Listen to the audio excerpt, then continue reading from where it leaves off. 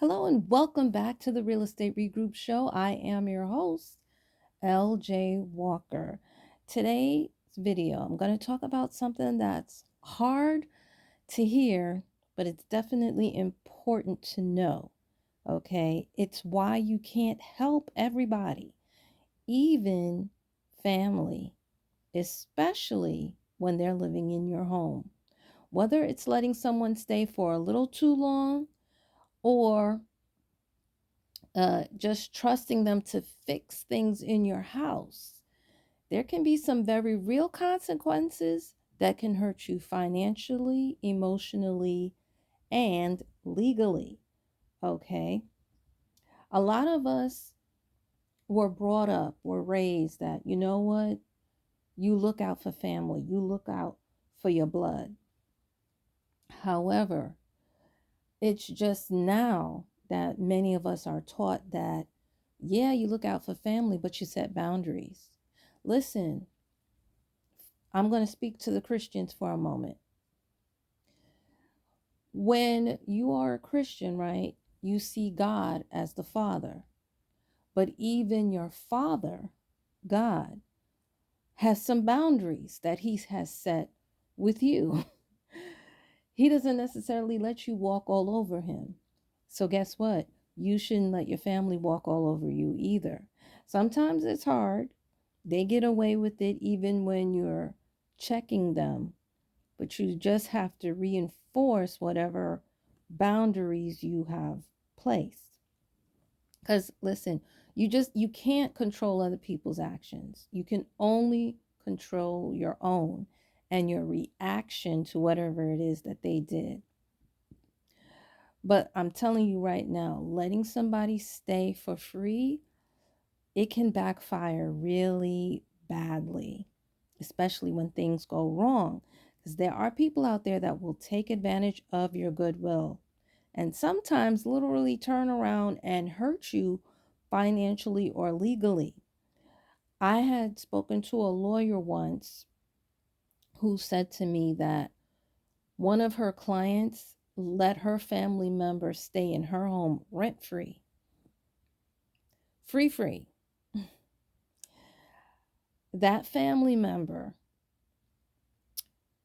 legally became a tenant, even though they did not pay her any money. Legally, that person actually became a tenant. All right. So here's also something that happened. They had an accident in the house. They fell down. Do you know they sued her for $1 million? Her family sued her for that family member sued her for $1 million that she let stay in her home for free. Think about that for a second. Let that digest. Let that sink in. Okay. The next time you think, okay, you know what? Oh, this family member is struggling. I want to see them do well. So I'm going to help them out. Yeah, you do that. And sometimes they will turn around and hurt you. They'll backstab you real bad. You see, sometimes some people play in your face. They play that they like you and they do need you.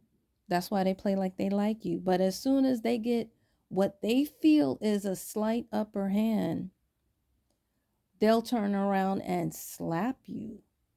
I'm telling you, I'm not telling you what I think. I'm telling you what I know.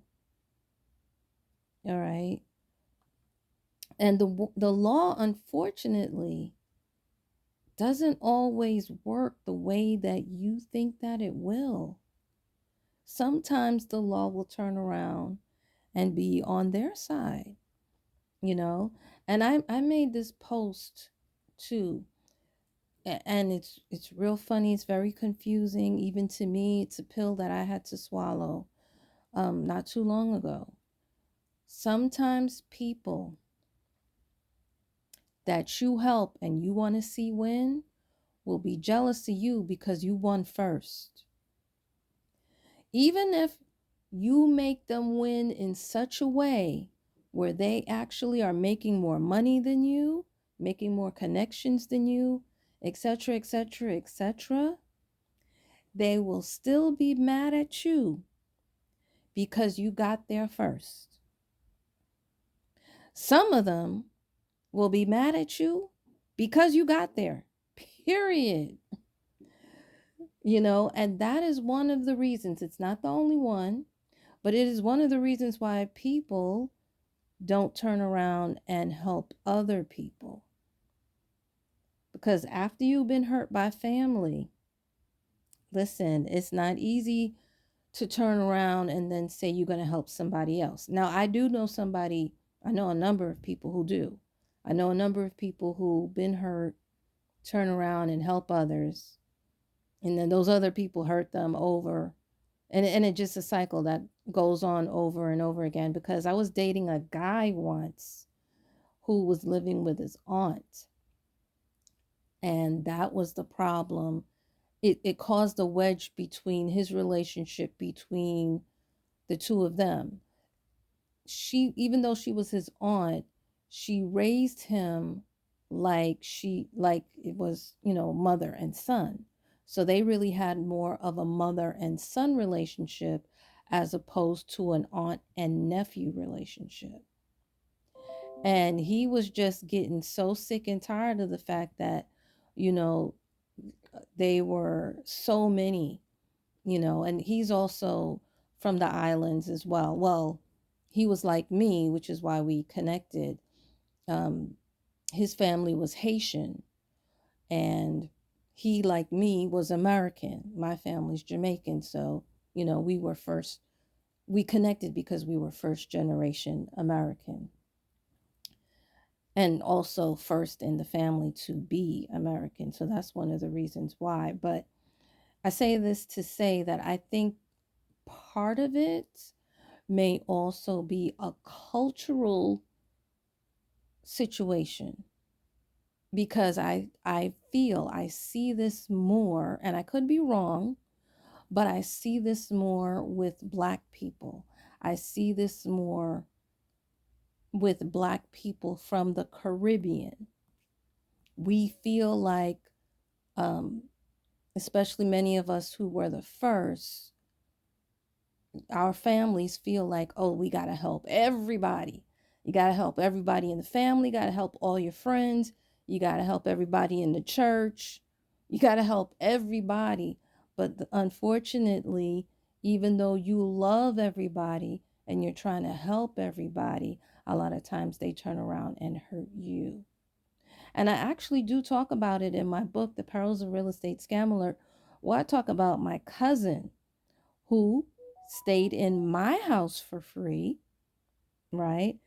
And when I had purchased the homes in Georgia and I needed some assistance with getting them back up and running so that I can rent it out, he did such a terrible job that after the first month of the tenant moving in, all the floors that he put down, I had to tear them up and pay somebody else to put them down.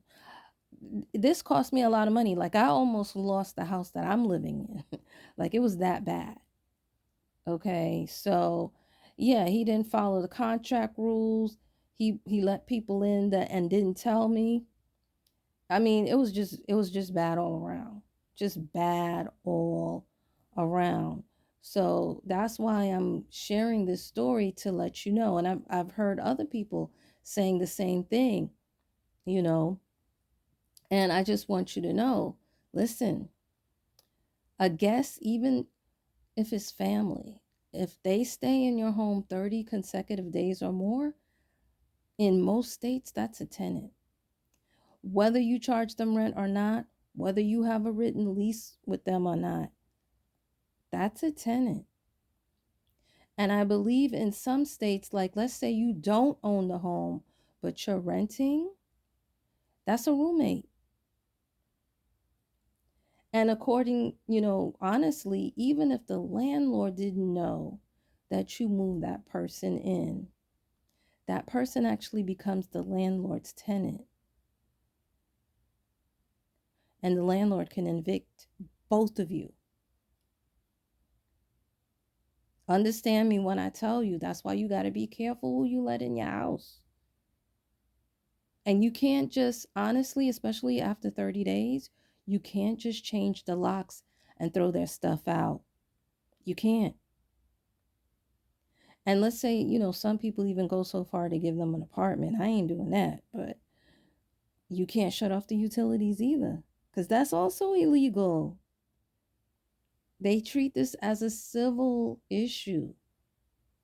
They don't really look at it as, oh, they do see, okay, yeah, your family, but no, um, they're gonna apply the law in this particular situation, and yeah, your family, if they know the law, they can use this against you. So listen, drop the guilt of saying no to anybody, friend, family, whoever. If you can't do it, you can't do it. Don't let them in. Because I also see that too, where people let people in and they know they can't afford to take this person on. They know they can and they still let that person in. Don't do it. And even if you can do it, you might still think about saying no, because you got to count up all the costs, your peace, your finances, your mental health, all of that before you say yes to letting anybody in. Boyfriends too, girlfriends too, all of that counts. All of that counts, believe it or not. People don't always part ways. There's emotion that gets involved. You got to be responsible for your home and your future. Helping others can be a beautiful thing, but to what expense? You don't want to sacrifice safety and stability. That's another thing, especially those of you who have children. That can be a whole nother conversation. But yes, there are some family members that you should not have around your children. I'm letting you know up front. If you are a type of person that struggles with saying no, that struggles with setting boundaries, then you really shouldn't let them in. You shouldn't let nobody in your house. Nobody. And I understand sometimes, we get desperate, because after the criminal things that happened last year to me, I kind of got desperate. I kind of was like, ooh, my relationship is not necessarily where I want it to be, but maybe I should let him come and live with me, because I know that the guy that I had, many people were intimidated by him because he was so tall and he was so big and everything else like that. But then I said, no, I can't do that, because even though I would feel safe to a certain extent from others, I was beginning not to feel safe with him, among other things, you know. So, yeah, I gotta let you guys know that, you really need to think carefully who you let in your house, and if you're going to even let anybody in your house. And if you are somebody who struggles with the no and the boundaries and all of that, before you say yes, or at least tell the person you're going to think about it. Maybe go speak to your pastor. Maybe go speak to a therapist. Maybe go speak to another family member or someone else before you let that person in.